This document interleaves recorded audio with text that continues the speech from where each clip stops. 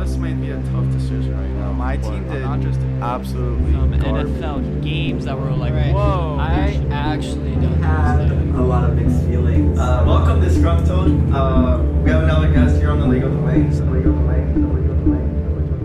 think it's recording. Do you remember when Brendan wanted to go see Carly Rae Jepsen? Yeah. I just listened to her new album and it's actually really good. And now I'm mad that we didn't end up going. Damn. It's actually like so fire. Like out of nowhere. Yo, I was like, that damn. damn. I hate when that happens. I would not have predicted that her new album would be any good at all. Yeah, it's kind of like all like old pop icons or like one hit wonders. Sorry, Carly, but you kind of were. Yeah. They kind of just like keep releasing music and it's just like it's not the same because like Call Me Maybe was just so perfect for the time. Obviously, if like she released it now, it's not gonna hit. But she like actually like changed up her style like pretty significantly. I'm gonna have to take a listen too, because the one talk that we had a couple nights ago really inspired me too. It What was the talk? It was like you listen to 100 albums. I was like, God damn, I only listened to like 15. Yeah, because I do the end of the year list where I like rank my favorites. So this last year I did it in a time crunch. I did it like I tried to listen to all the ones I wanted to listen to within a month. That I had not gotten to. But this year I've been more diligent about it. Like every time it gets released, like I make sure to listen to it that week. Or some do get like saved for like later, but yeah, I just have a whole like spreadsheet of all the ones that I think are definitely going to make it in the final ranking, and then ones that are in consideration. Yeah. Ones that I thought were trash, but that has nothing to do with this podcast. Or does it? I didn't realize you were recording actually. Yeah. All good. All good. I just didn't want to stop your rant. And right when you started to talk about Carly Rae Jepsen, I know that's not how you pronounce it. But I was just like, no, I think that is. I think that's exactly how you pronounce it. Yeah. Oh, Carly Rae Jepsen. But I just didn't want to stop your what you're about to say. And I thought it was interesting. Sure you did. And it gave me time to do the predictions. So now Oh shit, you don't have to do it during the MVP race now. Yeah, now I can pay attention to the MVP race. Yeah. But yeah, let's roll through some of these week 7 games that we actually watched. And I can like try and fill in on the ones that neither of us watched because like I watch clips. I watch like film analysis, but I don't know if it's of every game, but at least some of these. Yeah, I didn't watch too many of these games either. Busy weekend. Busy weekend. But for the first game, this was the game, even though I didn't watch, I still saw a lot of the highlights of it. I knew that Andy Dalton threw an interception and had that one highlight clip where the one guy was like diving into the end zone while Andy Dalton. Beautiful cinematography. Yeah, that was beautiful. And yeah, that was a really high scoring game, which highest scoring game of the week. Probably one of the highest scoring primetime matches we're going to get. And to be honest with you, I think that's only just strictly due to poor defense. For the most part. I mean, obviously the pick sixes were pretty good. The Saints offense was actually doing really good aside from those 2 plays.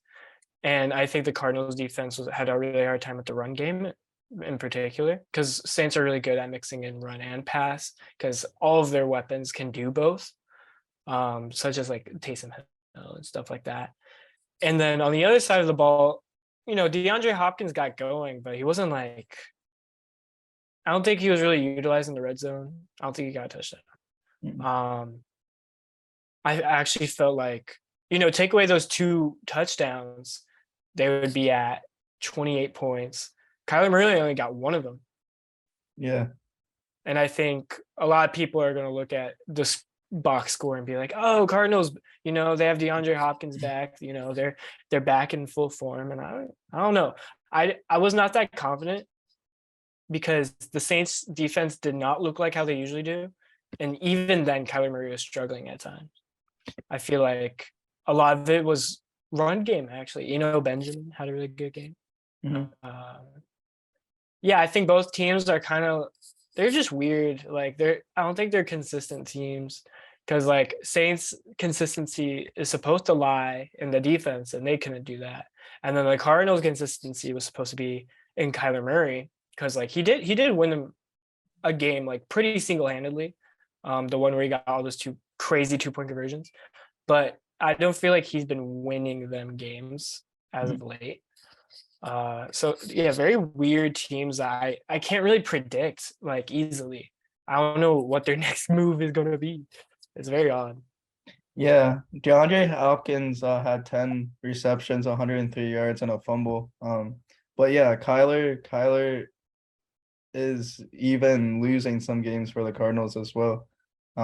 Like the Eagles game and just like a couple other games surrounding that too. So it's a very weird dynamic that the Cardinals have going on. I don't know. This was a very weird game, and it goes against the kind of bashing that everyone has going on for Thursday night games and being low scoring or primetime games, because this is very uncanny of a primetime game.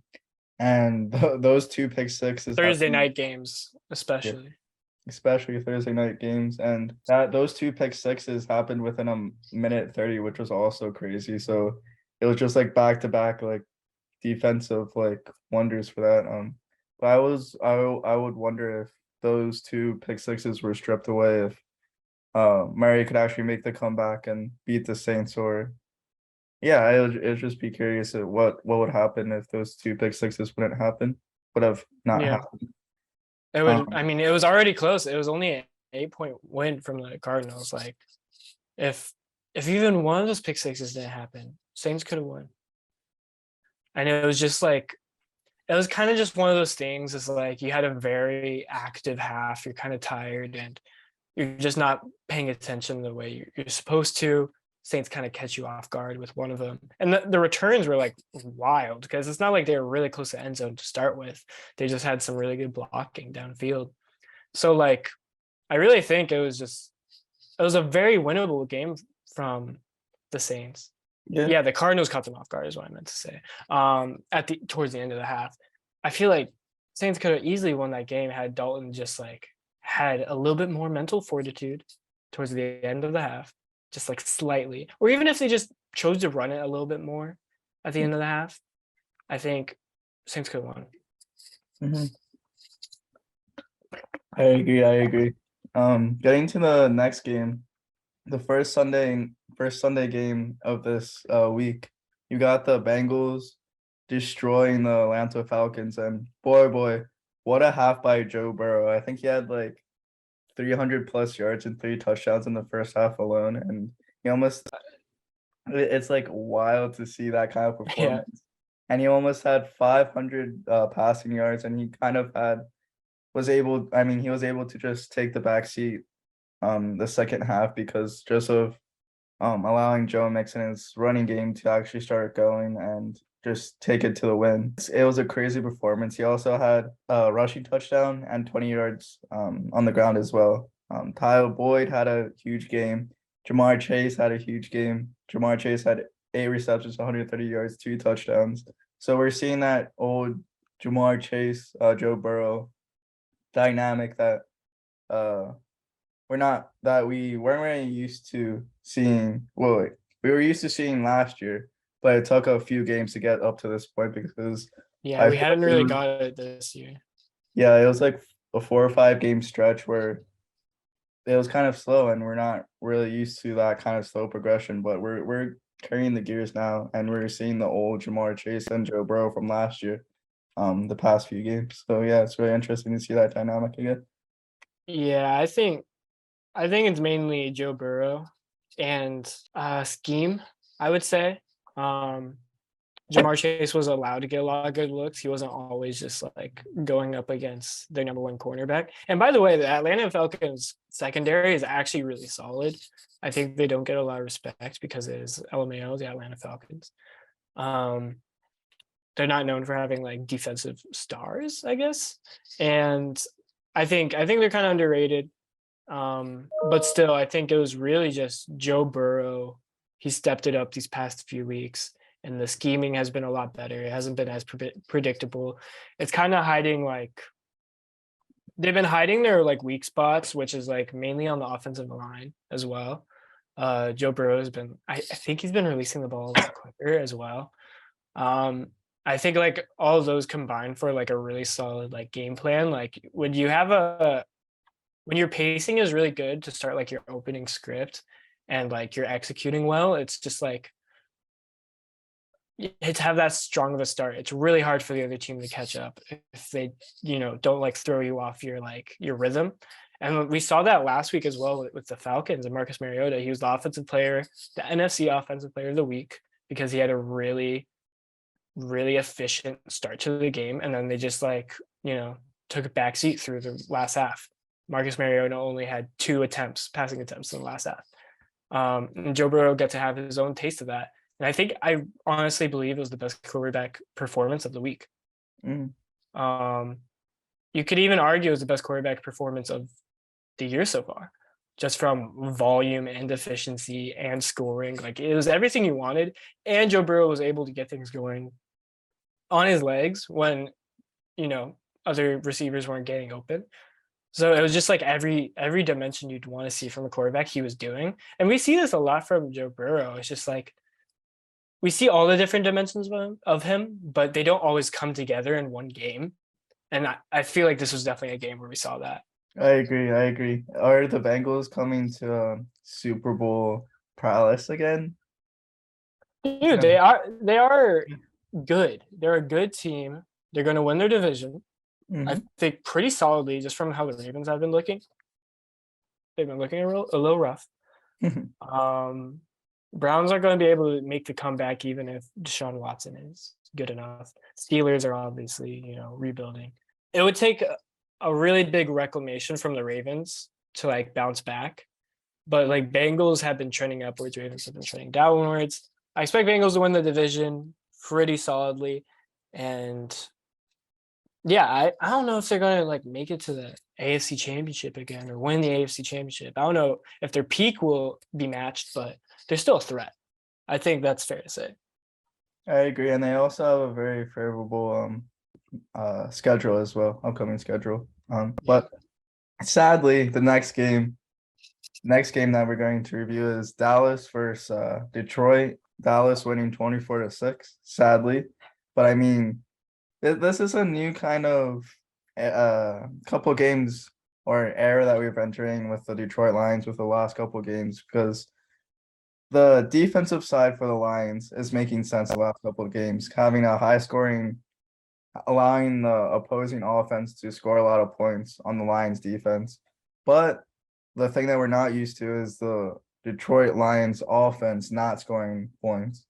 We're not used to that. And the back-to-back weeks, they scored a total of 6 points in the last 2 games of football, which is not what we're used to at all. We're used to them putting up at least 25 plus points, even 30 plus points each game. So this is a new Lions that we haven't seen this year, with that offensive side not performing at whatsoever.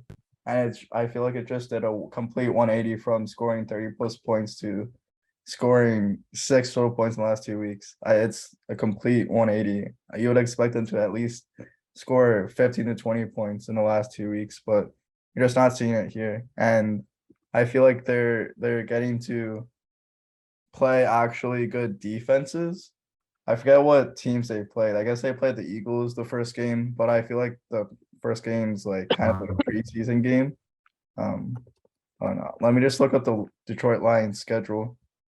But the Dallas defense is definitely a great defense. The Patriots defense is a great defense. But I mean, they played Washington, they played the Vikings, they played the Seahawks, and then they played the Patriots and then the Cowboys. So yeah, this is the first real test that the Lions had next actual good defenses, and it kind of shows you, I guess, realistically what their offensive power is capable of, and it's not as good as we expected them to be. It's kind Yeah, of but recency bias. yeah, between the Patriots and the Cowboys, like that's a rough back to back. Even if there's a bye week in between, it's just like they didn't really feel like a bye week either, because usually after a bye week you get your players that were injured back, at least, even if they're not 100% like they were at the start of the season. At least, you get them into snaps, but DeAndre Swift was out and Josh Reynolds, no, not Josh Reynolds, Amon St. Brown was taken out of the game for a concussion call, even though he didn't actually get a concussion because of the new protocols. And so when this happened before, when they didn't have Swift and St. Brown, they played the Seahawks. And Jamal Williams went off. Josh Reynolds had a really good game. TJ Hawkins then stepped up, but that was against the Seahawks. You're not going to get that same production from these players at Dallas, because they're really fucking good. And Jared Goff is not the type of player to elevate his team in that sort of way. He needs those weapons back for them to still be competitive. They're going to get that rare game where they, the depth has like really strong showing. Like every team has that one game where the depth just steps up, you know what I mean? But that's not going to happen every game of the season, especially when you face these challenges. And I feel like a lot of that is like Amon St. Brown was expected to be back, whereas against Seattle, it was like he wasn't expected to play at all. So they were able to prepare for that. But then against Dallas, it was just like a last second adjustment they had to make and they didn't execute. So yeah, it's just a rough going. Like the Lions team of the past 2 seasons have just had it really unlucky, even though like we feel like everyone's looking at them and we feel like they're trending upwards. They have a really young roster that is really talented and the coaching is really solid. And the culture is like getting there as well. It's just the results, the win column, the loss column is not matching our expectations in the same way. But I think it's just one of those things where like they'll kind of burst next season. They'll have their boom next season. This season is just like, get some more draft capital and see what happens. I agree. And I thought that Dak Prescott would have a bigger game too, because he is one of the few instances where I actually started him in fantasy, but he didn't play bad at all. He had 19 for 25, 207 yards and a touchdown, but I just thought he would put up more volume. Ezekiel Elliott in that run game with Pollard as well really carried that offense and allowed them to get up to a decent lead and then maintain that lead throughout the game and not really allow the Lions to score that many points, even just to not allow them to score that many points and keep that big lead by draining the clock throughout the game as well and just pounding them on the run game. So I just thought that was an interesting note. I just thought that Dak Prescott, his first game back, would be throwing the ball down the field left and right. And yeah, it was just interesting to see that he did not do that in this game. He didn't have to with the defense. I mean, it's just kind of like a bad idea. Like you just got your quarterback back from injury and you're playing with such a lead, like why force it? And I think it was just smart. I think it's best for Dak Prescott that he doesn't like try to force those big plays immediately when he doesn't have to. I'm sure if it was a closer game, then sure they would have given him those opportunities. But I mean, when you have Ezekiel Elliott and Tony Pollard just like kind of being really efficient runners, like they were not stopped really. They both had really good showings, and usually it's just like one or the other has a really good showing, but both of them had a really good showing this week. So it's just like, let's not force Dak. He just got back. Let's let him game manage, which I feel like can be the biggest mental barrier when you get back. It's just the game managing, just the mentality, trying to get back into like a winning drive sort of. And he was able to do that. So I'm sure he'll have like really strong games ahead of him. But yeah, we got the Colts and the Titans next. This game was like the last game of the season that I actually cared about. Cared about the Colts winning, that is. I felt like if the Colts lost, I would be okay with them losing the rest of the games because I gave up on the team. if you don't at least split with the Titans, you don't deserve to win the division. I don't care if the Titans tank at this point. I really hope the Colts don't make the playoffs. I hope they have a bad showing the rest of the year, so they have better draft capital. That's the dream, but they're still going to try and be competitive because we have a lot of Pro Bowlers and shit like that. They're not going to just like get complacent. Yeah, I think it's just like really disappointing season. I don't really want to speak more on it. It's the same shit I've said past 6 weeks. Nothing's really changed. And I think that's the worst part about it. Is nothing has really changed. You would expect some improvement, and there has been, especially from the defense. I actually think the defense has been playing really great. Even in this game, still only 19 points against a Derrick Henry-led defense, offense. I think that's pretty good. We contained him a lot better. But it's just the offense can't get going. And the defense hasn't really forced a lot of turnovers either. And I think there's just so much dysfunction that was completely unexpected that the coaching has not been able to adapt to it. It just completely blindsided us, the offensive line struggles especially. And so at this point, it's just like, okay, you gotta mix it up. You gotta be willing to adapt. And so now Sam Ehlinger out of Texas, he's the new starter. Matt Ryan is injured and out this week, but Sam Ehlinger is expected to be the starter for the rest of the season. Matt Ryan, don't know what his future will be. Will he get traded this offseason? It could happen. I'm not sure. I think you're just going to see a whole new regime. I don't see how this offseason, I don't see how the season could end without a firing from at least one of the general manager or coach, because it doesn't make sense. It doesn't add up.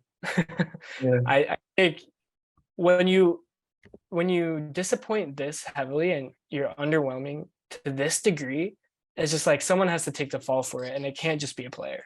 It can't just be a player. It can't just be Matt Ryan getting benched. That's not enough, because like last season we had a fall guy in Matt Ryan in Carson Wentz, and we thought we fixed it. We thought we bandaged it up, and so we didn't have a fall guy anymore. But now we're doing the same thing, quarterback fall guy. It's like, how many times are we going to be able to just say it's the quarterback, without actually drafting one, without actually doing the due diligence to actually take care of it? It's like, it's just a lot of negligence. I've said that the past 6 weeks, 7 weeks. So I don't really think a lot is, I don't think enough is being done still, despite the move at quarterback. I think will be at least more fun because it won't be as tragic knowing that, I don't know, he's like a 5th or 6th rounder. It's like, we don't expect that much, but it could be fun because the times he does shine, it'll just completely take us,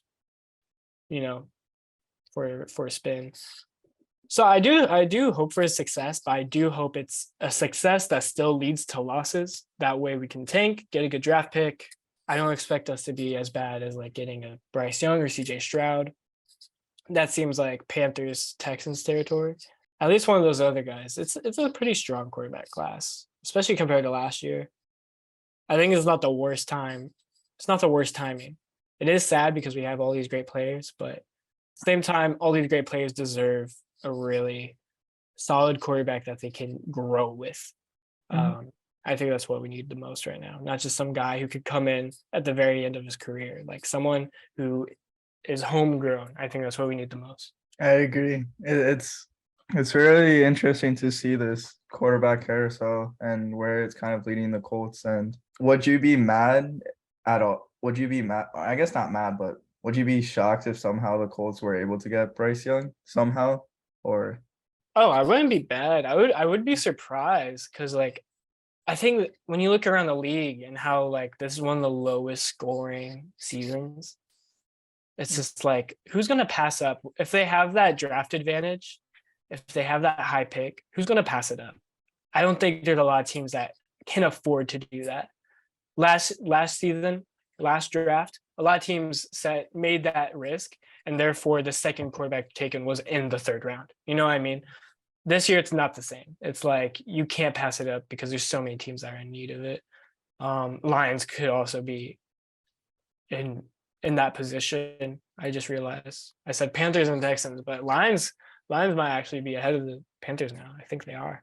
So I think you just have to. Colts have 3 wins and a tie. I don't think they're going to be able to get to that point where they're like top 3, top 4 pick. I think at best they'll be like 9th, 10th. I could see us getting the 8th, but that's going to end up being someone else. That's going to be like the guy of Kentucky, or I don't know who else is out there actually.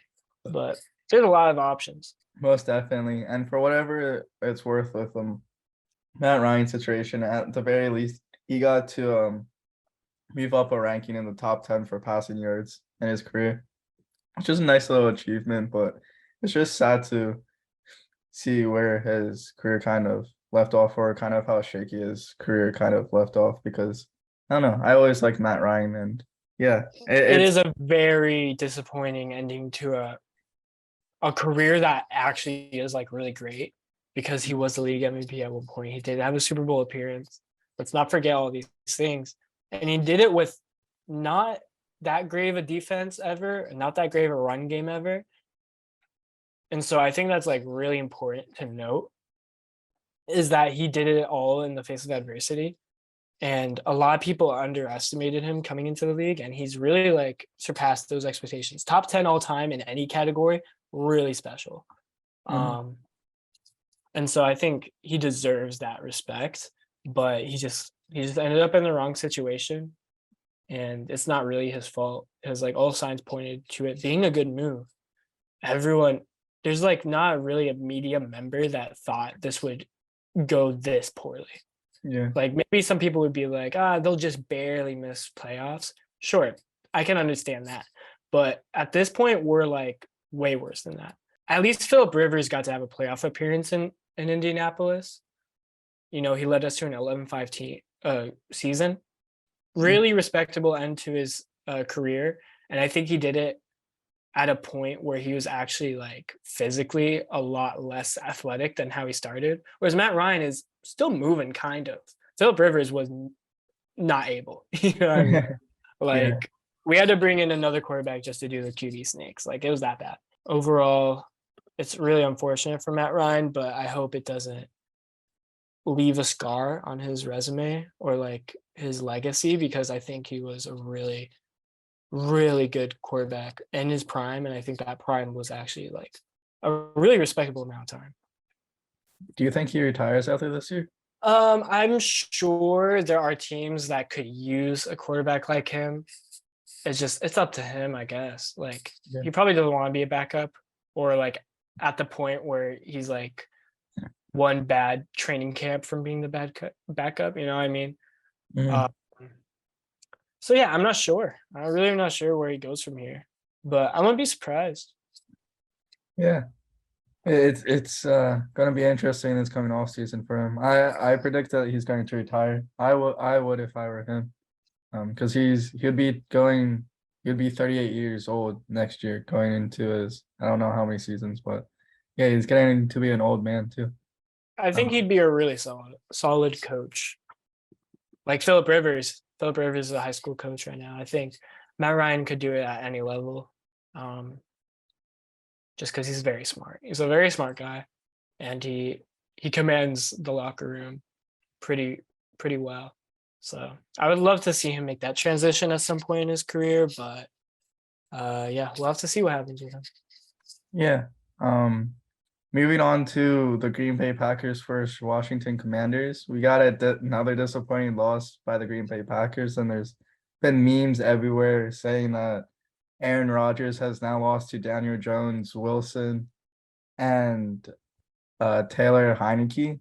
So it's come back off three really bad back-to-back losses, losing to the Giants, Jets, and Commanders. I mean, I guess Jets is not really that bad of a loss, but just how they lost, and they lost by 17 points, and they were never really in control of that game. Because Jets are looking like a really solid team this year. They're 5-2. So that's kind of more understandable of to why they lost comparatively to the Giants and Washington, but just kind of how they lost and how they've been losing the past few games it's really interesting to see. And this also furthers up another dilemma.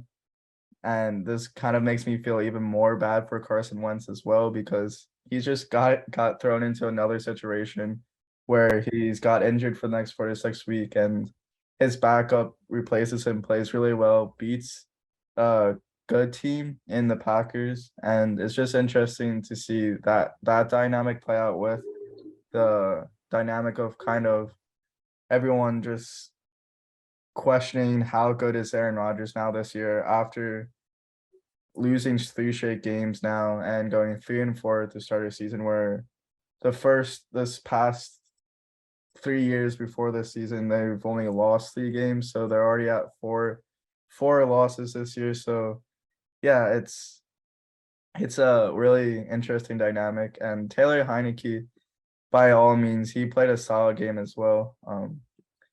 I'm just looking up his stats real quick. He had 201 yards, 2 touchdowns, and yeah, he just controlled the ball. He did have 1 interception. On the flip side, Aaron Rodgers only had 194 yards and 2 touchdowns, and it really goes to show you that he does need receivers to in this league to actually score anything. It just emphasizes the need for wide receivers in this league. And he can't really do it without any. And yeah, it's just interesting dynamic with everything. Yeah. Hold on, I need to look at something. This is already going to be tied for their worst record of the last 4 years. At week 7, they already have tied the amount of losses that they had last season, which was also 4 losses. And surely they're going to get another by the end of this. Like, that'd be crazy if they actually went on a tear, but I doubt it. It's not trending in the right way whatsoever. And you know, after Devontae Adams trade, you would think like, oh, you know, they have like really good, you know, draft capital now. And LaFleur has been able to show like he's going to be able to win with whatever he's got. But I think at some point you have to recognize like losing a player of Devontae Adams' caliber affects more than just the passing game. It affects every aspect of your team in a way that I just feel like they did not account for. They just felt like, oh, let's get a lot of like really mid receivers, and like one of them will surprise us. One of them will have a really solid year, just from getting more volume than they usually get. You know, it's a fair strategy, but I feel like, you know, it's like in fantasy. I hate like making a comparison to fantasy, but it's like you trade a player that averages 20 points per game for like 5 players that average 10 points per game. You know, that's not going to mean you're going to get what, like plus 30 points, because you're really trading out for one slot. Mm-hmm. And that one slot is just going to take a dip like 10 points. You know what I mean? Like you're not going to be getting more points out of that unless the rest of your positions are like really shit. I don't know. Yeah. So yeah, it's like it's just like that. It's like someone that dominant can't be replaced with a bunch of players that are average.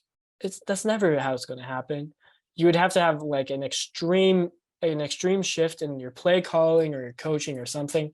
But I feel like they've just been trying to dial up the same shit but with different players, and that just makes sense to me. Yeah, it doesn't make sense to me either. And it's sad to see that your running back is also your top receiver as well. Aaron Jones having 9 receptions, 53 yards, and 2 touchdowns. And that's not good at all. When you can only get so far purely off checkdowns. Yeah. You can only get so far. Yeah, unless you have what Jimmy G has. Brandon Ayuk, Deebo Samuel, Christian McCaffrey. Unless you have that, you're not going to get very far.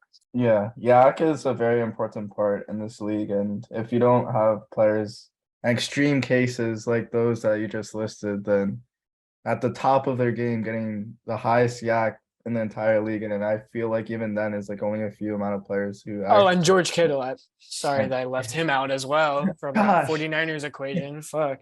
But yeah, It's only a few amount of people that can get to that, and Packers don't have any of them. Running back duo, pretty solid. Challenges like Tony Pollard, Ezekiel Elliott, and Kareem Hunt, Nick Chubb. I would say, they're up there. I don't think they're as good as Chubb, Hunt, but they're definitely up there as a running back duo. Both of those teams I just listed also have really good wide receivers. Amari Cooper, and then on the Cowboys, CD Lamb. So Yeah, to at least have one solid receiver. But yeah, the next upset, not next, yeah, next upset. I feel like I've been saying this more and more each week and week out, week in and week out. But we're just been getting more upsets and more upsets each week that we go and progress. But Carolina Panthers just dismantling the Tampa Bay Buccaneers 21-3, which is this is one of the major shocks because Panthers is the team that everyone's just looking at and is looking at as the worst team, tanking, the most obvious tanking team in the league right now, trading away Christian McCaffrey, trading away all of these. So what's the other one that they just traded away? I forget. Why am I blanking on the? From the Panthers? Yeah. They Robbie traded away Anderson? Christian. Oh yeah, and Robbie Anderson the past like week and a half they've traded away. Yeah, just those two star players, and they're just looking at a rebuild here for this year and the next couple of years because that entire team's garbage and everyone's just expecting them to lose out. Only like a one-win team, and then they destroy the Bucks like this. And I feel like this is a bigger statement on how the Buccaneers have been playing because Tom Brady had just not looking like what Tom Brady has been looking like. I mean, PJ Walker getting 177 yards, 2 touchdowns. I guess their running back Foreman, they get 15 carries, 118 yards, but I don't know. It's just it's weird. It's weird to see. It's an anomaly as well because the Bucks have the best run defense in the league and they've had it for like a good couple of years. And then Foreman does this, and it's just like, what? Yeah. What happened? Very, very confusing, and I don't know what to make of this game. I honestly don't like.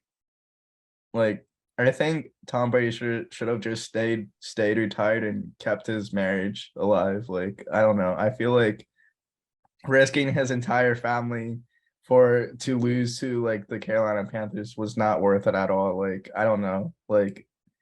It's just not looking good. And I've also been seeing a lot of people meme on Aaron Rodgers and Tom Brady of this is the year of the downfall for them. And we've talked about this a couple times last year on the podcast, but yeah, I feel like this is definitely the last year or one of the years where we kind of get the final push of kind of having these guys like Matt Ryan, Aaron Rodgers, Tom Brady, all three of them could be done and retired, and that's kind of the last stretch of the golden era of QBs from when we were growing up.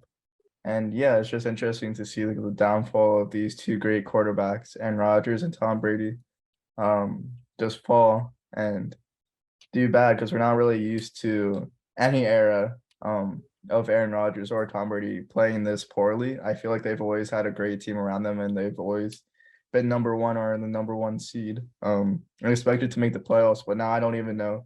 This could be one of the years where we don't see Tom Brady or Aaron Rodgers in the playoffs, which is going to be That hasn't happened. Yeah, a weird sight to see. Hasn't happened.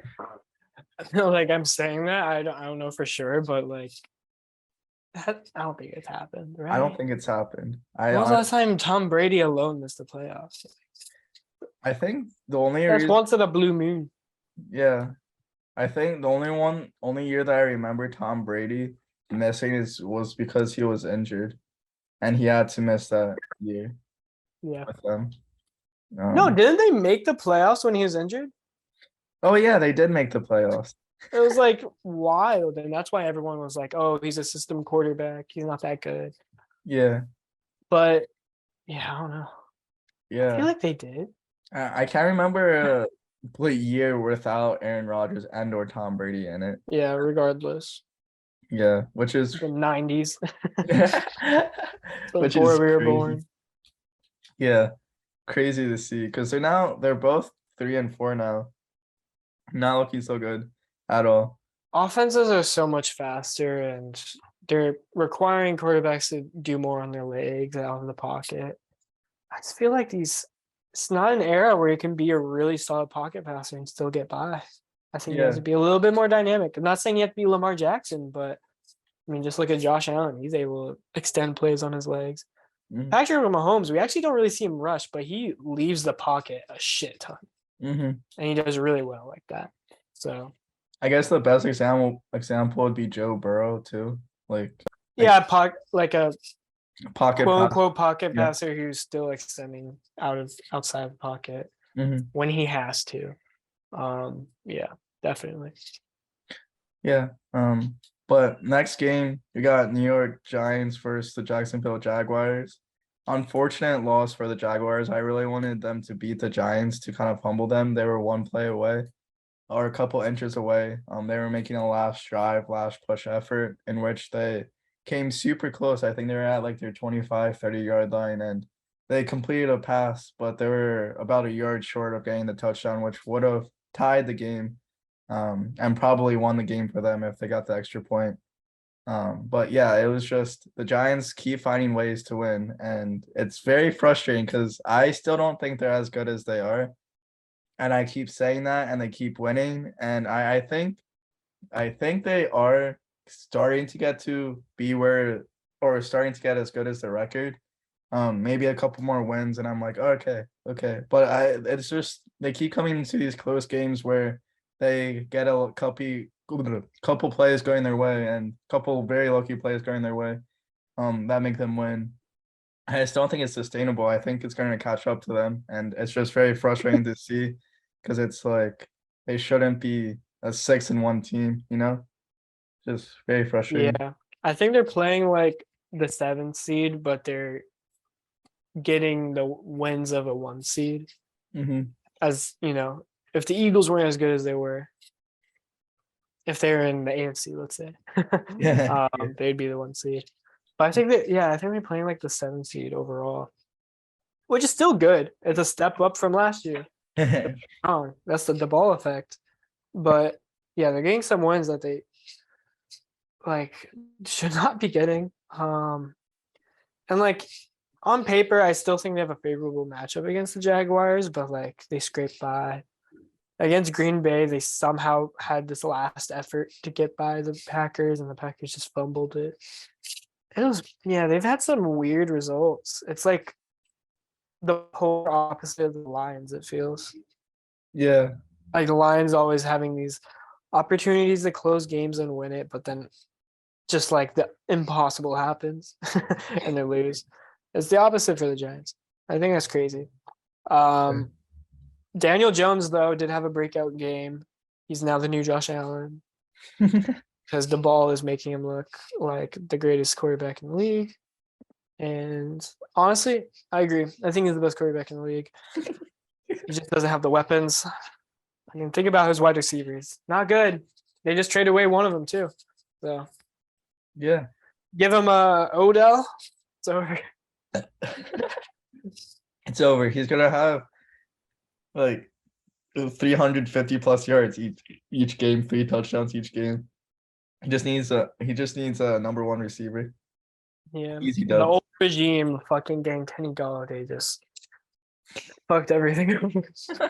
Because that's so much money on one receiver that I don't even know. Was he a Pro Bowler with the Lions even? I don't even know if he was. I have no I idea. don't know what his peak was, but it was not worth that much. And he's not playing anywhere near that peak now. Wait, they traded away Galladay? No, they traded away Kadarius Toney. Oh, okay, cool. Yo, he's bad. He's so bad. He's bad. He's so bad. He's so bad. But yeah, it's an interesting dilemma with the Giants. Oh, he was a Pro Bowler with the Lions the season before he had an injury. So maybe it's just an injury thing. But Yeah, I'm just looking up his stats. I mean, he had back-to-back 1,000-yard seasons with the Lions, 11 touchdowns yeah, the year before he went to the Giants. So he's still a solid receiver. for sure. But I think the Giant effect just lasted on him, and he's like, I don't want to play for this worthless ass team. No, I don't even think it's the Giants effect. Plus, like, he got all that money. Like, he signed for a reason. You know what I mean? Yeah. Yeah. I think it's just he hasn't been the same since the injury, is what I imagine. Yeah. But then you got Baltimore Ravens versus the Cleveland Browns. You got Baltimore Ravens barely winning 23-3 or 23-20 thanks to Cleveland Browns. I don't know too much about this game. There's not too much around these two teams that I can kind of put context clues to. And yeah, it's just I don't really know too much. I'm looking up the Ravens score to kind of get a deal of how Lamar Jackson played this game. Not good. Not good? Yeah, he did not play good. Just very underwhelming. He had 9 for 16, went 9 for 16, 120 yards. Mark Andrews, that was another notable thing too, was that Mark Andrews had 0 receptions, 0 yards. I had him in fantasy. I'm like, what the hell is going on with him? Like, how is he not? He's a literally top 2 tight end in the league, and he's not getting like anything thrown to him, or he's not catching anything. And Yeah. Lamar Jackson had 10 rushes for 59 yards. Gus Edwards carried the day for the Ravens. He had 16 carries, 66 yards, 2 touchdowns. Because the running showed for Edwards. And yeah, it's not how he usually plays. Nick Chubb did decent. He played average. He got 16 carries, 91 yards, a touchdown. And yeah, this was not a very offensive game. Very underwhelming for both teams. Jacoby Brissett had 22 attempts, or 22 completions, 27 attempts, 258 yards. And that's, Lamar Jackson is doing poorly when he gets out passed by Jacoby Brissett. But honestly, that's all I really got to say, because I mean, Ravens are just maybe getting back to what they were, but it doesn't look like it. I feel like this is just either team could have won this, and I feel like it was just a squeezed out offensive game that went in Ravens' favor. Yeah, I don't really know what happened here. Lamar Jackson has not been looking great, and I don't think it really helps that his receiving core is fairly young and, not very dominant. They're not spreading the field the way they should be. So Broncos Jets. Yeah. another this was bad. This was just like not a fun game. It could have been, just from the fact that like Jets had Breece Hall starting to get going, but then they got like 2 really terrible injuries. Players out for the year now. And so it just became a defensive battle because, Broncos good defense. I just Bad offense. Yo, like I feel so bad for Trey being a Broncos fan, because to witness this week in and week out, how do you only score 9 points? How do you? I will say Jets have been one of the most consistent defenses as of late, and Russell Wilson wasn't in. So it's clear it's not just Russell Wilson's fault. I think we can safely say that. Russell Wilson should still be elevating the team, but play calling, I think, is the worst part of this. And coaching, I think, is the worst part of the equation. I think Russ could be looking a little better if those improvements were made. But fucking Nathaniel Hackett, like, it was such a dumb move. So bad. How are you going to pick up a head coach who has never played a singular call ever for a football game? Like, how is that? How are you going to be like, oh, that's our head coach? Because he was supposed to get Aaron Rodgers. That is true. That was the whole reason. Actually? Yeah. Pretty well documented or theorized. Even ESPN commentators, they say it all the time. So that's insane. Aaron Rodgers said fuck you to 2 organizations so far this year, the Broncos and the Packers. It's more like the Packers saying "fuck you" to Aaron Rodgers. If I'm being honest, Yeah, that is true. They're like, they're on their knees begging for him to come back, and then they give him all that money and don't do anything at wide receiver. It's just like, what the fuck you doing? what is happening? Yeah, I don't understand that. It's like, I don't even know, man. Yeah, I could not start to explain that to you, or to anyone. I mean, in general, but Yeah, yeah, we can move on to the next game. Raiders took care of business against the Texans, as expected. 38-20. It looks Really like high scoring game from the Raiders, which is pretty important considering their offense didn't get off to a great start this season. But now Devontae and Josh Jacobs are really pulling their weight to make sure shit gets done. And Devontae Adams won't be suspended yet. It's possible he still could, but they have to let the legal process play out. Who knows how long that will take? But it could come at the worst part of the season. So if I was Devontae Adams, I'd want to settle that legal process as soon as possible, get suspended as soon as possible, and then make your return right when you need to be winning the games the most. But whatever. yeah. But it looks like Houston Texans are going to claim the worst team in the NFL. After Carolina Panthers won. Yeah. I mean, with their draft capital and just the state of their organization, it makes the most sense. They're the most ready for that, I feel like, to be taking on like the number one pick and shit like that. Yeah.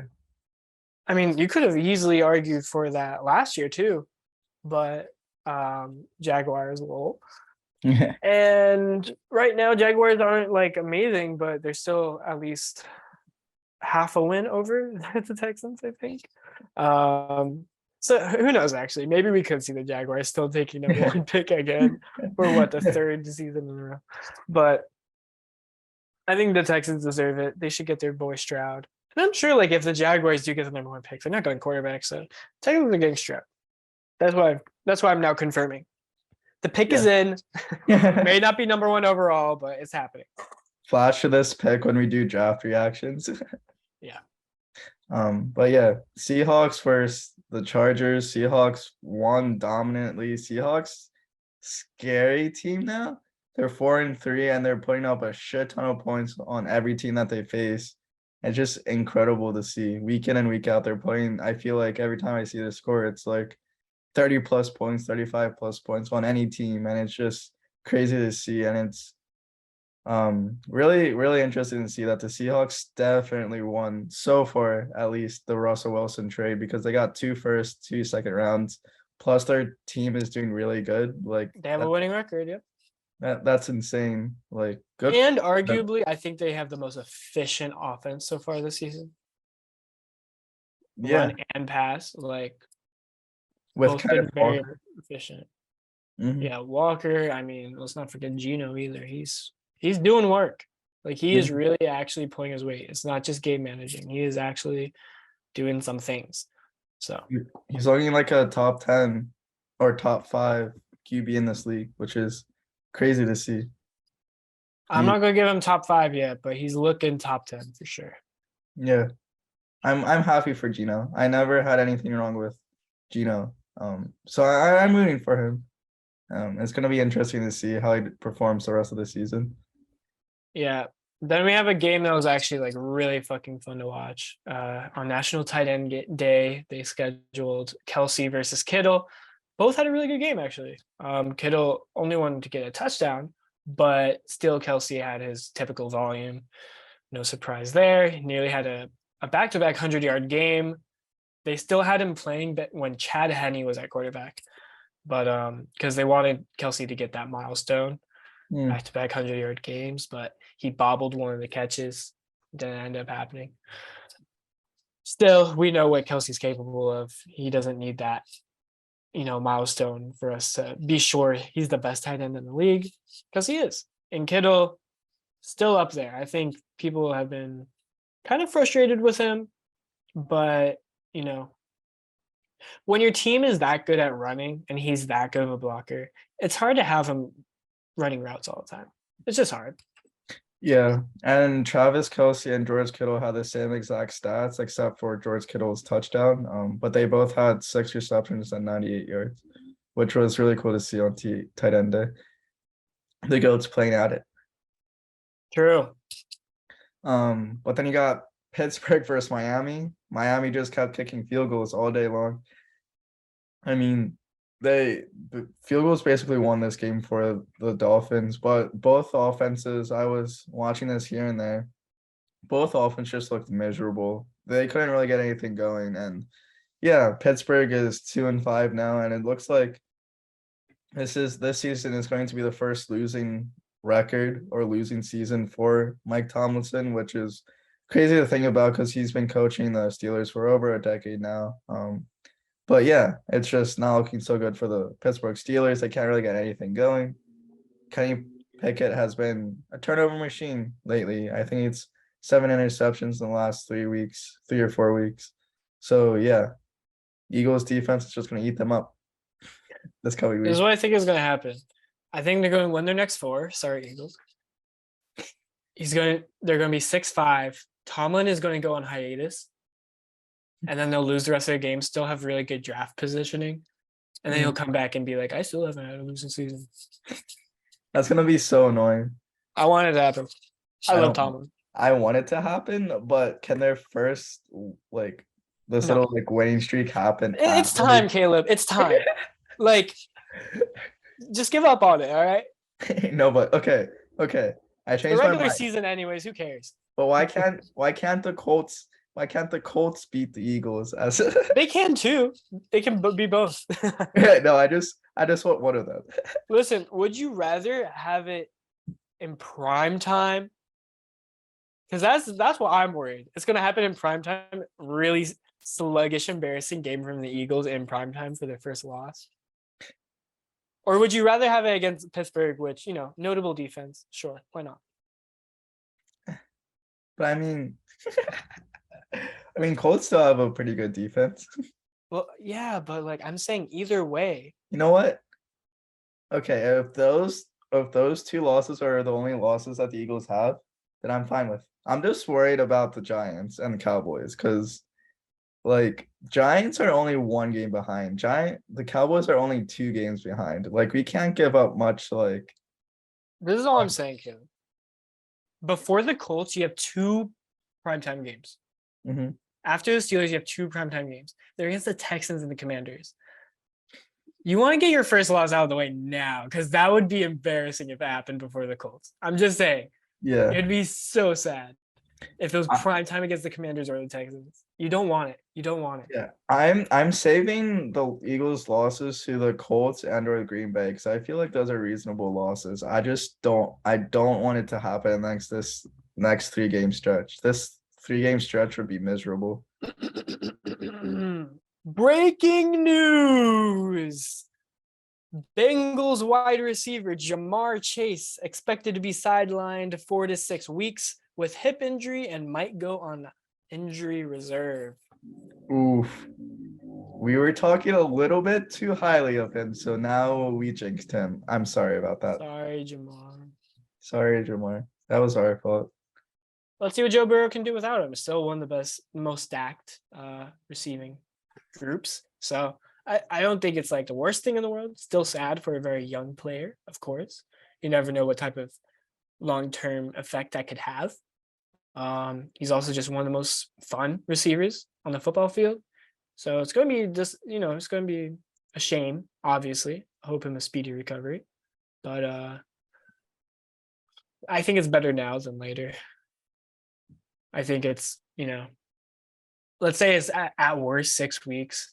You get him back week 13, right? That math is a little off, but don't worry. You still have those last 4 games with him that matter the most, and then playoffs. He'll be ready in time for playoffs at least. That's a little bit of optimism there. At least you're catching it now. Yeah, you just gotta keep with the positives. And also, I wanted to bring up too that James Robinson is now a New York Jet too. I wanted to say that during the It's Um, Etienne season and poor Michael Carter. yeah, He's just not allowed. He's not allowed to lead the team. yeah. I feel bad for him, but yeah. This was his moment too. Like, not to say like he was waiting for Brees Hall to get injured, but it's just like Michael Carter was like, okay, I'm next man up. Dope. And then James Robinson just enters the room and he's like, yeah, no, bro. So sad. This is my team now, bitch. But yeah, a lot of trades and a lot of injuries the past week since we last talked to you guys. Yeah, it's the arms race because there's so many bad teams and only so few good teams, and the good teams just want to capitalize on it. Eagles, obviously, with their trade, they got that. What's his Robert Quinn. Robert. Yeah, I saw like a funny TikTok and it was like, if you see the man Howie Roseman calling your front office, immediately decline because he's like a car salesman. He's going to give you the lowball scummiest fucking trade in the world. We got Robert Quinn for a 4th round pick and having the Bears pay most of his salary. The news broke in the middle of a Roquan Smith press conference, and he was so sad. It was like the hardest thing to watch. Poor guy. Yeah, and then you got Christian McCaffrey as well, getting traded to the 49ers, in which he somehow like already started playing. Like it was like a 2 or 3 day like process. He went to Stanford, so of course. That's what all the ESPN commentators are like. He's like, well, of course, he went to Stanford. So it's like, shut up. We don't care. God. And his dad also played for the 49ers, so it makes sense. Yeah. He is from the area. Yeah, I get yeah. I do like it when those things happen. It's nice. Mhm. It's like when the Indiana Pacers traded for Victor Oladipo, Indiana Hoosier legend. And then he wanted out some years later.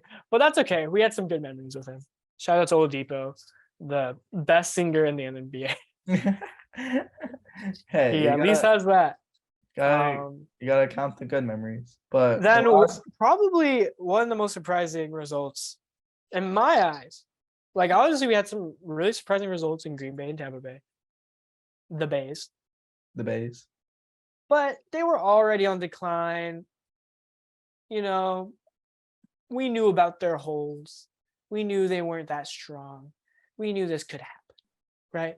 But New England, not to say they're an amazing team by any means, but their defense. I mean, their defense is unlike any other. And they're playing the dysfunctional Chicago offense, which we've already seen in primetime, and it did not look good. They were close to winning, but it was not in a way that was very convincing. All right. And so reasonably, as we both predicted, we said New England. They're going to shut that shit down and then run the ball down their throats with Ramondre Stevenson. Story is old as time. Did not happen. Justin Fields had a game. Finally, we see a little bit of what he could actually be like in a competent offense. And we're probably not going to see it until next year. Yeah. Likely, we're not going to see it until next year again. Just how it goes. But I don't know what happened to the Patriots because they were really solid this season as a defense. And then it just kind of fell through randomly, in the most random of ways. Yeah, it's crazy to see. Justin Fields was 13 for 21, 179 yards, a touchdown, and an interceptions. But he also had 14 carries, 82 yards, and a touchdown. David Montgomery went off, 15 carries, 62 yards, and a touchdown. But the highlight of their offense too was Caro Santos, 4 for 4, 50 from long, 15 total points this game. So he had. What did you just say? How'd you say his name? How you normally say it. Cairo. Okay, I thought you said Carl. No, It was a mixture of. It's like you know how to say that. Like I know you know how to say that word. Bro, because like my brain tripped up and it was a mixture of Carl and Cairo and it just formed. It like, Like you've formed been both. there. It like formed it because my brain was like, you're not going to be able to pronounce this correctly. And then you said Santos right, and I'm just like, make it make sense. Yeah, I Kyra guess. Santos, amazing kicker. He really is. I've had him on my fantasy team time to time. I have the worst luck with kickers. I always get like a kicker that like previously amazing game, just 5 for 5, couple 50+ yarders, no big deal.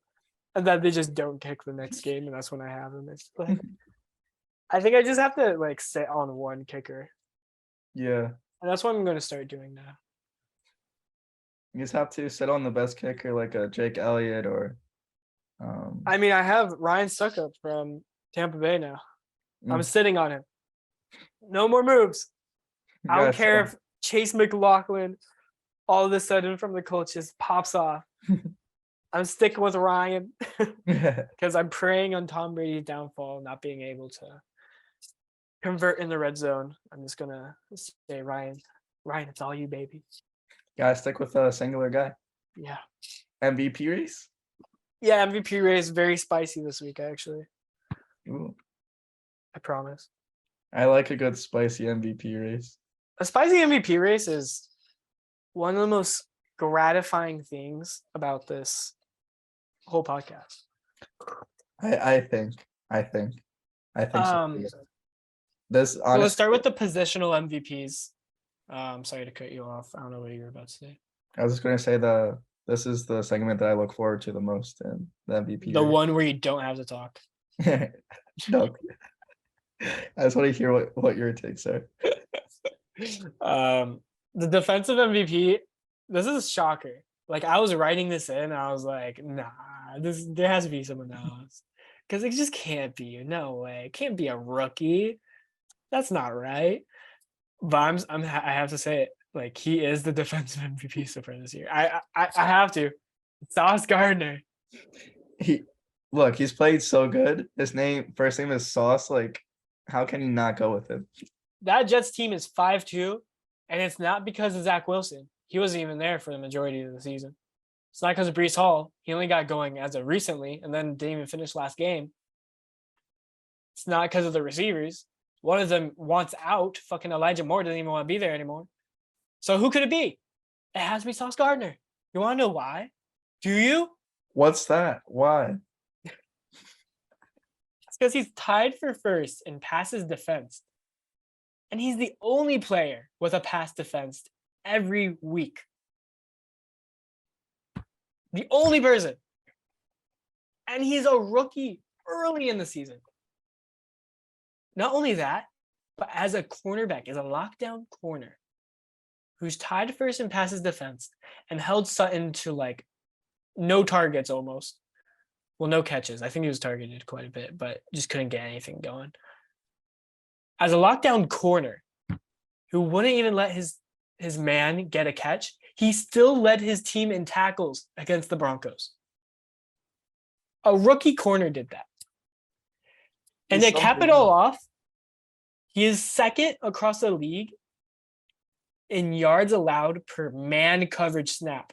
So he's not benefiting off of a really good zone coverage scheme. This is a man coverage scheme where he is leading the team and almost leading the league. He's second in yards allowed. Crazy. What other rookie defender is putting in that work? No I can't one. think of anyone who. Actually, I guess Woolen on the Seahawks. I think he's like up there in interceptions.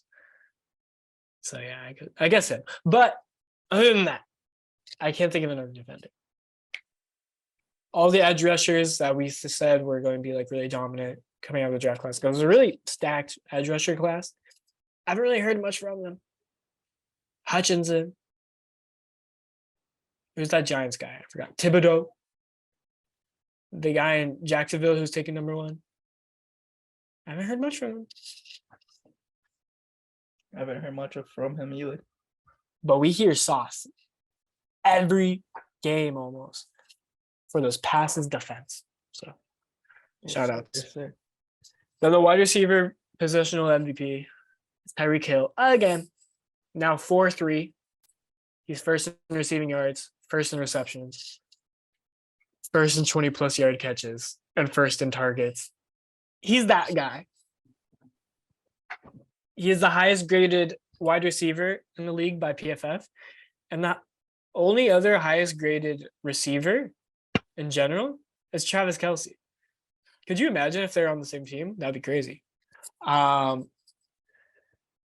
Then we have Saquon Barkley, the running back MVP. First in all-purpose yards with 906. Tyreek Hill is up there, by the way. And he's tied second for rushing yards. Only Nick Chubb, the legend, is up there, but Nick Chubb hasn't been some ginger. Oh, wow. Yeah. Nick Chubb hasn't been winning like Barkley is, so shout outs for that guy. As for the quarterbacks, we got 8 of them. 2 weeks ago, I had 8, and then I opened it up to 10 again last week. I was like, okay, people are moving. But then this week was so disappointing from Aaron Rodgers, Tom Brady, that I was like, fuck these guys. Matt Ryan's now benched. I had him on the fucking list last week. He's now benched. But opening it up, we got a return to the list. Tua Tagovailoa. He didn't have an amazing game, don't get me wrong, but his stats are still really good. Even being out for a couple of weeks, his stats are still pretty phenomenal. I had to put him in here. Sneak him in there. He's 4-1 now. I completely messed up. So that's an 80% win rate. He has the highest yards per completion average at 12.8. He is playing with Tyreek Hill and Jalen Waddle, of course, who are yak masters. But the progression from Tua has been very noticeable. He is working very well in this offense with the new coach. So, yeah, have to include him. He's been good. Yeah, Then included. we have someone who's been underwhelming, but his stats are still, lots of volume there, both passing and rushing. You got Lamar Jackson. He still has a winning record. So, he's 4-3, leading all quarterbacks in rushing yards and yards per carry. So, got him give him that. But someone who surpassed him that I didn't think I'd ever say would surpass Lamar Jackson on this list, Geno Smith. He's 4-3. He's leading the league in accuracy, completion percentage, 73.5. Insane. On this list, the second best is 68, nearly 69 if you round up. So that's 4.5 more points than the second on this list. That's crazy. That's crazy. Shout out to Gino. Then we have Justin Herbert leading in volume, pure volume. 203 completions for 308 attempts. The accuracy isn't really there. You want some more yards there. He's kind of lacking in the yards per completion area. Some turnover difficulties, but nothing crazy. Still scoring a decent amount. In his loss to Seattle, he didn't really spark at any point. But you gotta give respect for the volume. He's still doing all right. I expect him to bounce back at least. But maybe too little too late. I don't think he'll. The guys above him are just playing so phenomenal. So at number 4, a huge jump up from where he was 2 weeks ago, which was not even on the list.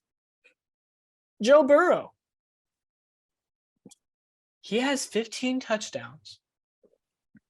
Just passing. 3 more running. Insane. And he's been accurate. He's been efficient. He has the 5 interceptions and the 1 fumble, but am I reading that right? Yeah. 5 interceptions, 1 fumble, but that is mostly just from that one initial week 1 opener against the Steelers where I think he had 3 interceptions. So if you just count the past, 6 games, He's probably been playing just as good as anyone, just as good as Josh Allen, Patrick Mahomes. All right. Mm. That one game is kind of weighing him down, but by the end of the season, Watch I don't out. know, man. He could surprise us. Could be just be the MVP. I don't know. Then we have number 3, Patrick Mahomes. He had a really good game. He's been having amazing games. He's leading the league in passing touchdowns with 20. 20. In passing yards with 2,159. He has some interceptions, but with how much scoring he's doing, it doesn't really matter that much at this point. Oh shit. He actually has the best rating on this list, but I gave it to Josh Allen, but that's no longer true. Yeah, he barely has a better passer rating than Josh Allen. So there you go, Patrick. Now the people that were on bye week, I didn't move them down because they are just that good. Jalen Hurts, Josh Allen, you remain at 1 and 2. Almost both like sharing that number 1 spot, honestly. They've both been phenomenal. I'm excited to see them back this week. Really am. So yeah, that's the list. I like the list. Thank you. It's a very, very strong list. And I yeah, appreciate it. that concludes the MVP race. Now let's get into the predictions. First, we got Baltimore Ravens versus Tampa Bay Buccaneers. I got the Baltimore Ravens winning this game, even though Tampa Bay Buccaneers, or I guess even though Baltimore has not been playing too good, I feel like, I don't know, Tampa Bay has been playing worse, and I feel like since the last performance of the Buccaneers, I feel like Baltimore, if Lamar Jackson can kind of just fix his few issues that he had last game against the Browns, and it's a divisional game against the Browns, I feel like Lamar Jackson's going to be able to fix those issues and dominate the Buccaneers. The Buccaneers completely were embarrassed against the Panthers. So yeah, I think the Ravens are going to be able to bounce back from that. Yeah, I guess I got a little surprise here. I got the Bucs. Damn. I think Ravens have been consistently really underwhelming at offense, and Bucks just had like a very random spur of the moment underwhelming defensive performance, and I don't expect that to be like a consistent issue. I think they're going to bounce back immediately. I can see this being a really ugly, low-scoring game, actually, even though these offenses are pretty stacked on paper. I can see this being kind of a lame Thursday night game. We had a surprising high-scoring Thursday night game last week, but it's Thursday night. You gotta return to the status quo. So I think Tampa Bay will get 5 field goals from Ryan Sukup. And Lamar Jackson will get a really long rushing touchdown for fantasy. Nothing else. Yeah. I like it. Good prediction. Good prediction. Thank you. And then we got Jacksonville Jaguars versus the Denver Broncos. This is so sad. I got the Jaguars Me too. too. This is so sad. Yeah. I have been really optimistic about the Broncos the past couple of weeks. Like I was choosing them. I can't do it anymore. Like I don't like. I know I've been predicting against the Denver Broncos most often than not these past few weeks, but it's more so like wanting to do that reverse psychology thing of like, oh, if I pick the opposite team of the Broncos, then they're going to win because it's like I picked against them, but no, they can't score more than 10 points in a game. It's just sad. It is. I feel like Jacksonville is the London team as well. They have a London game every year, so yeah. And this will be theirs. I feel like Denver is also due for a game where they get blown out too, and I feel like this could be it, where they just get blown out too. And I feel like their defense can't hold on. much. Yeah, better. I kind of want that Jaguars offense to bounce back. Trevor Lawrence has had a couple rough ones, so Yeah. it Um, probably won't happen against the Denver defense, obviously, but Yeah. we'll see. Then the next game is Atlanta Falcons versus the Carolina Panthers. I got the Falcons.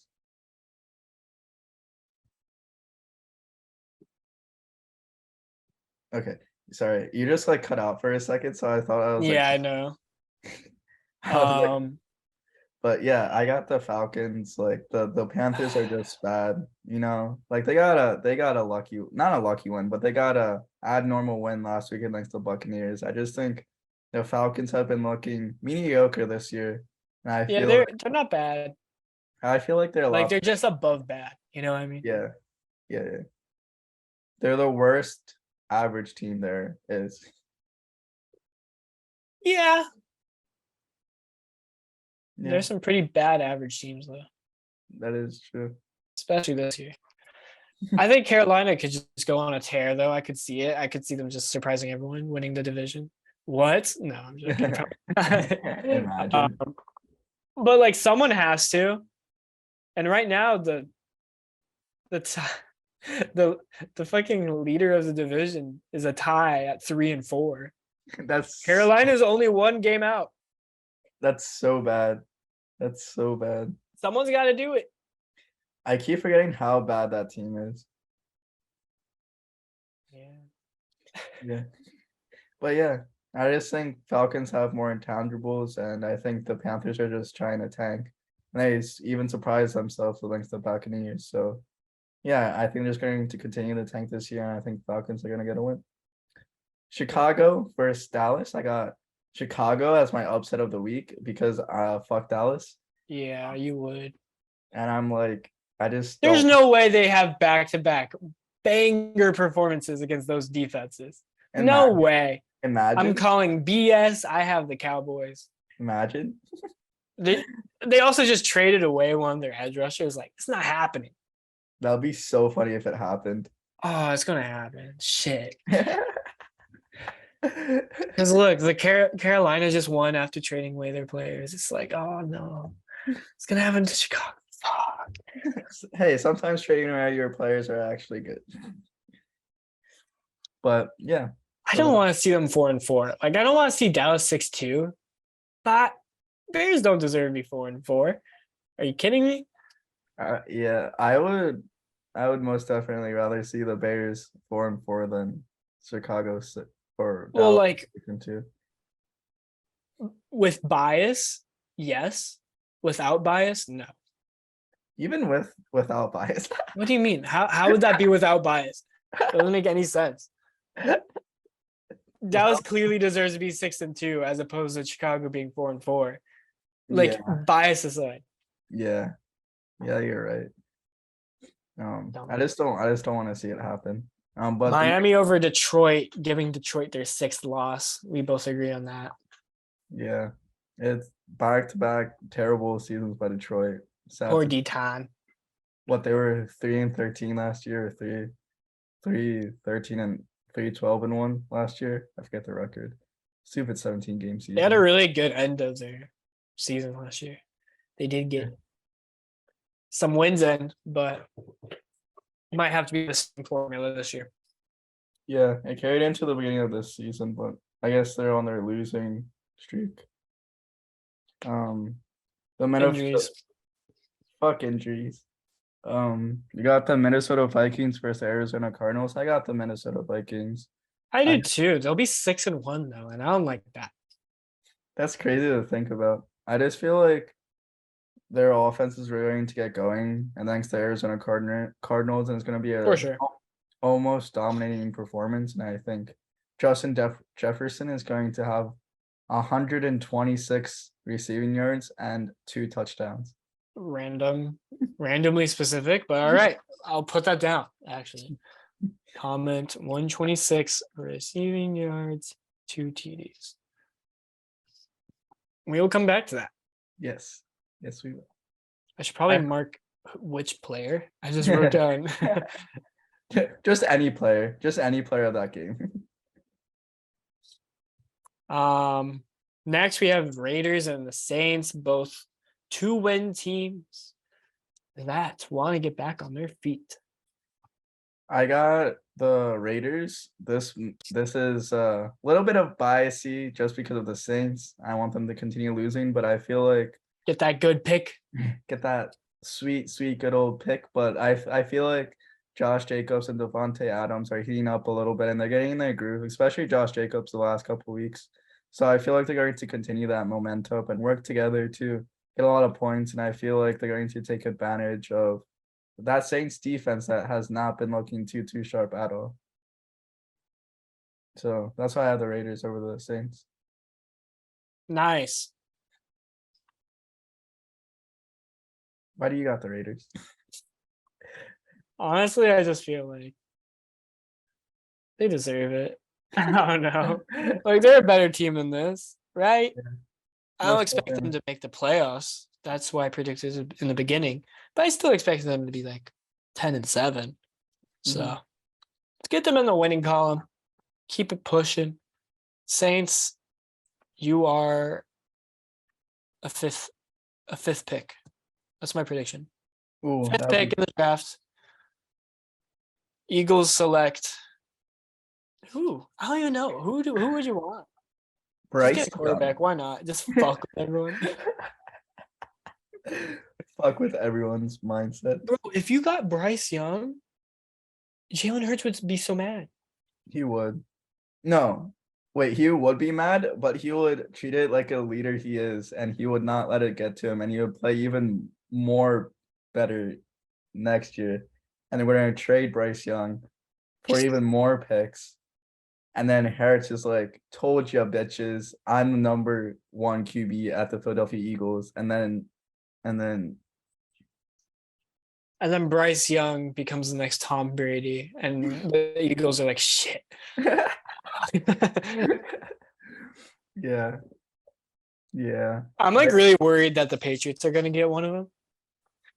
No, they will. That's what Bill Belichick is planning. They're like, we're gonna get the next Tom They Brady. have both Alabama quarterbacks. LMAO. But yeah, the New York Jets versus the New England Patriots. Speaking about the Patriots, I got the New York Jets winning. Yeah, and I have the Patriots winning so that they don't get those quarterbacks.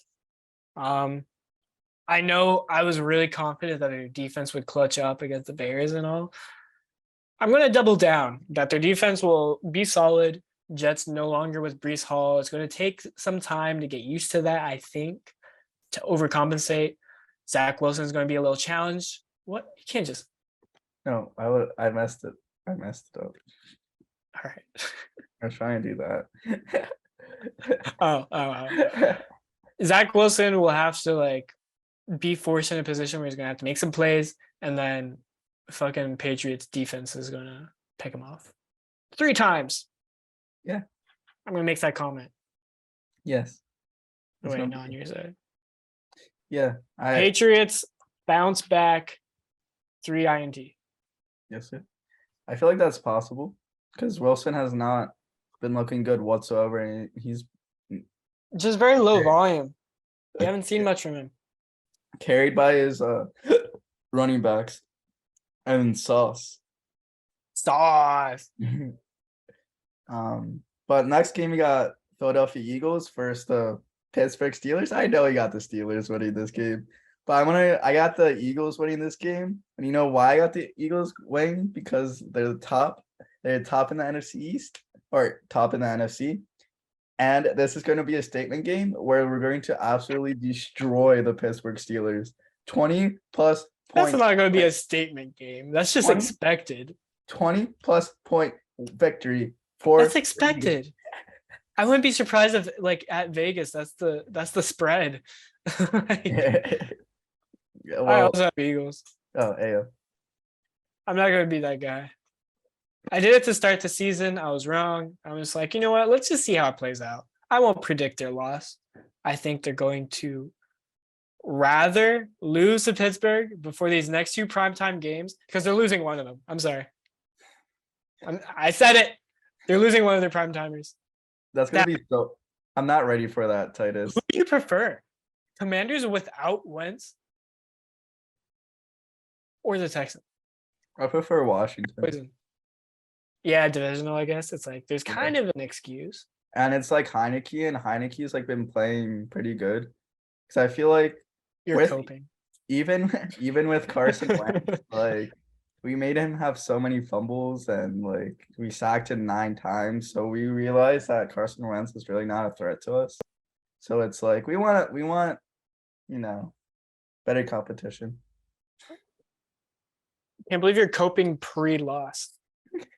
Then we have Titans and the Houston Texans.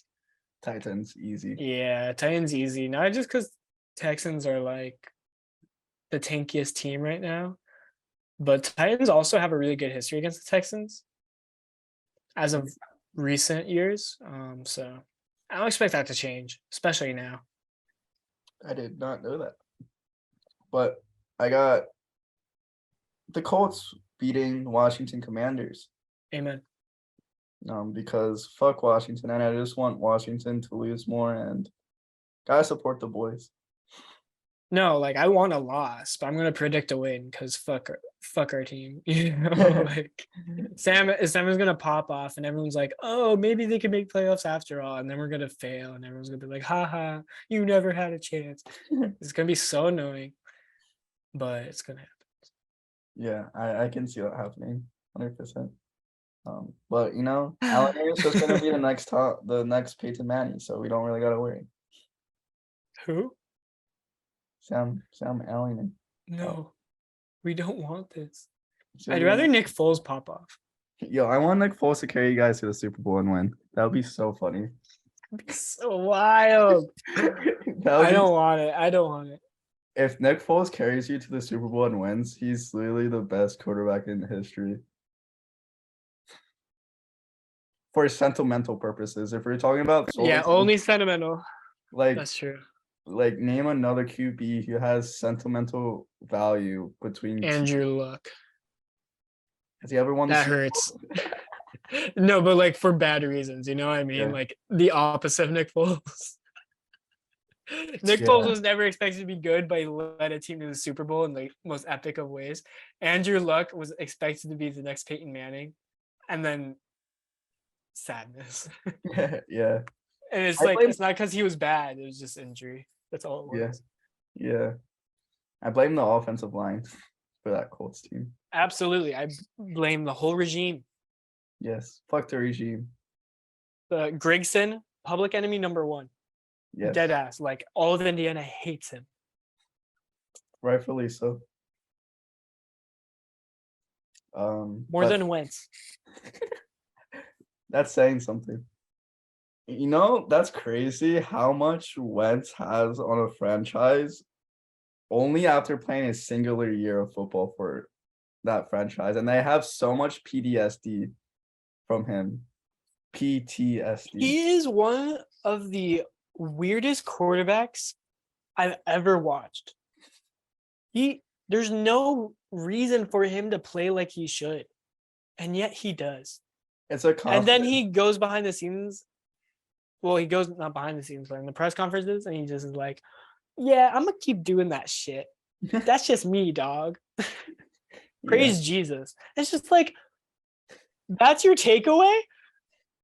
Weird ass quarterback. So glad he's gone. I don't wish any ill will, obviously, but I'm just so glad he's not with the Colts.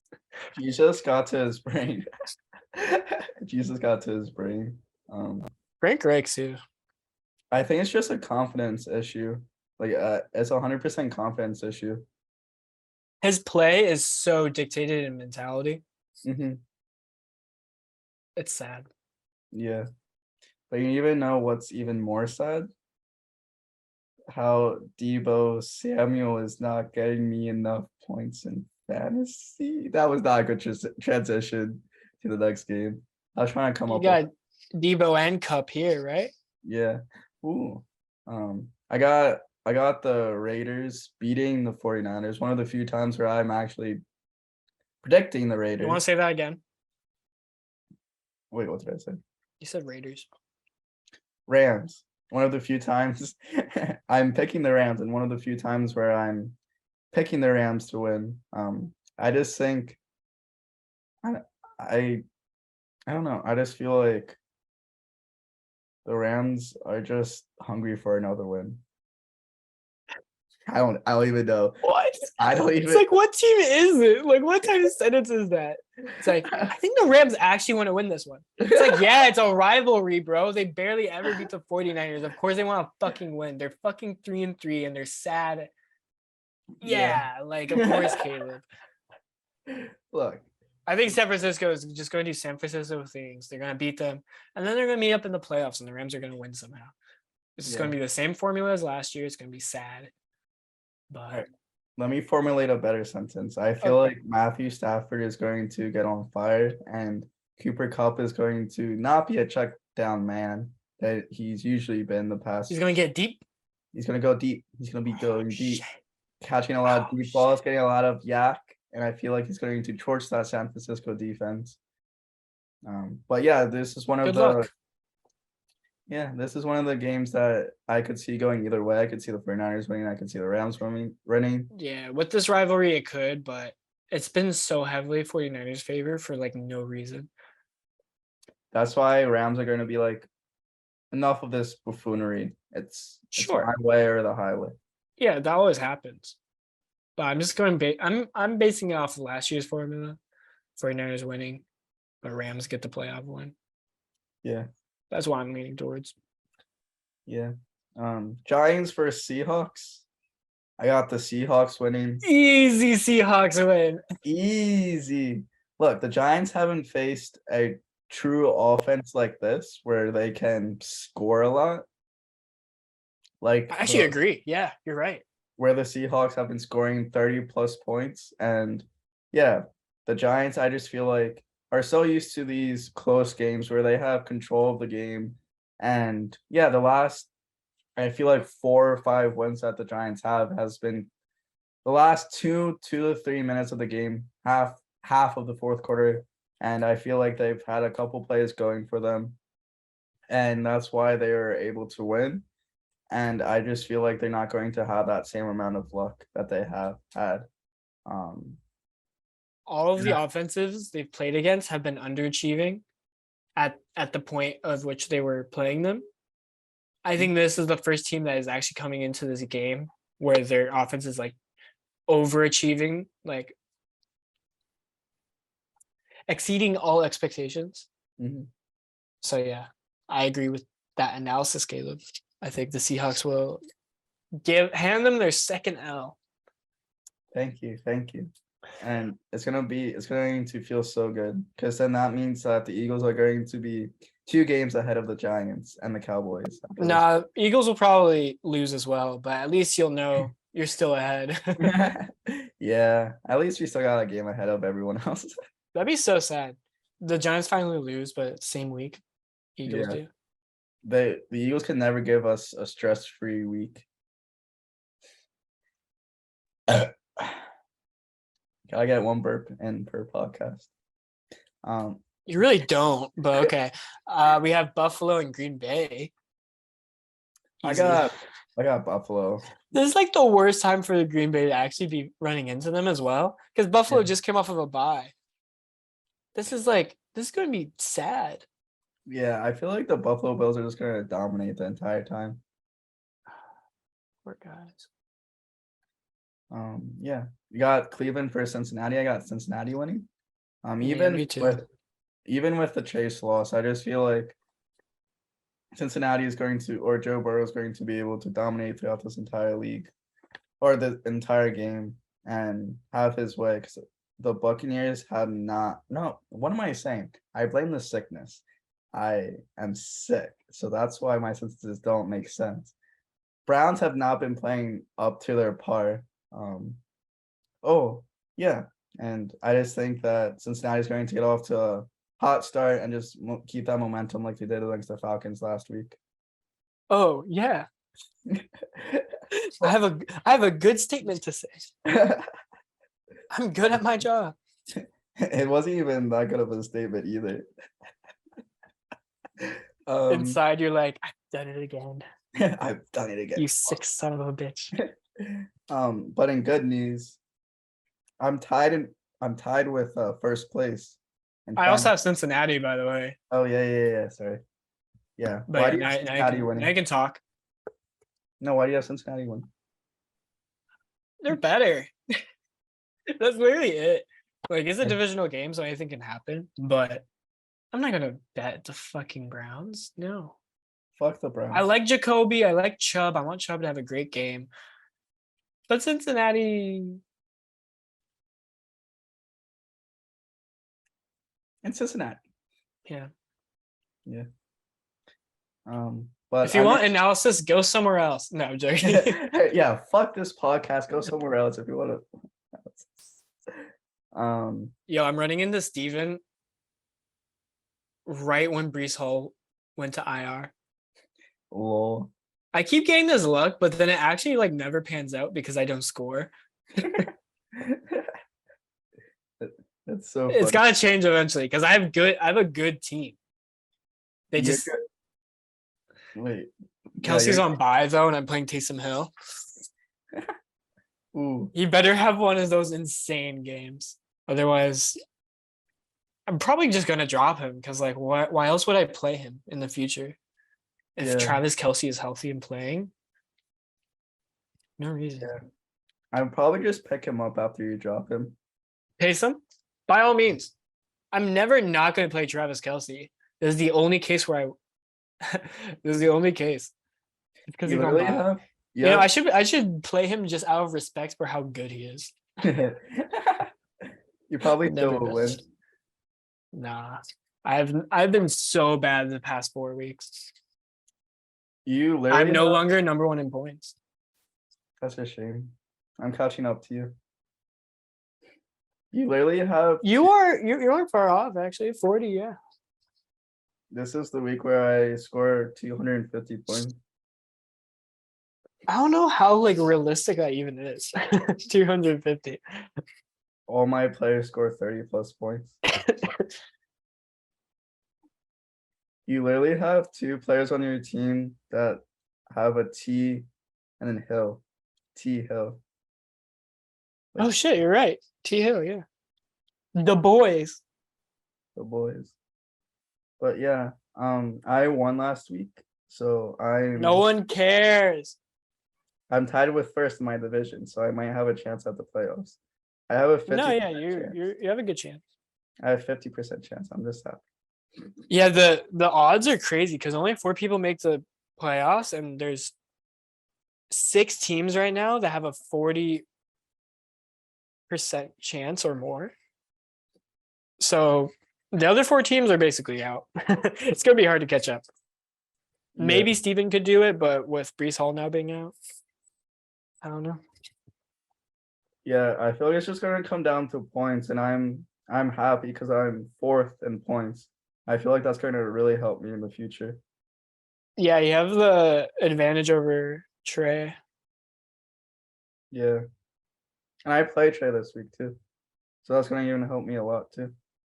Yeah, I expect it to be me, Brendan, the other Caleb, and then one of you, Trey, and Thomas. Yeah, hopefully it's Like me. obviously that's like based off of just like the projections. That's how it goes, but that's how I expect it to pan out as well. Yeah. Fuck, is Debo not playing? Okay, wait, should I, in my other league, someone dropped Darren Waller. Should I pick him up? If you want, I don't know. I mean, is like Darren Waller supposed to be like any good?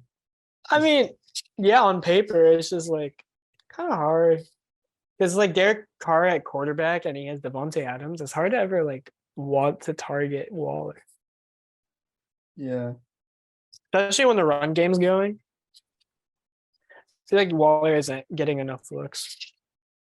But I mean, put him on your bench regardless. I'm sure no one on your bench is projected to do better anyways. Yeah. All right, I just picked up him. You better not Congrats. get me wrong. But yeah, that's the end of the podcast. You got any final? Yeah, everyone fucking leave. Jeez. Yeah, get the fuck out Get of the here. fuck out. Fuck Yeah. yeah.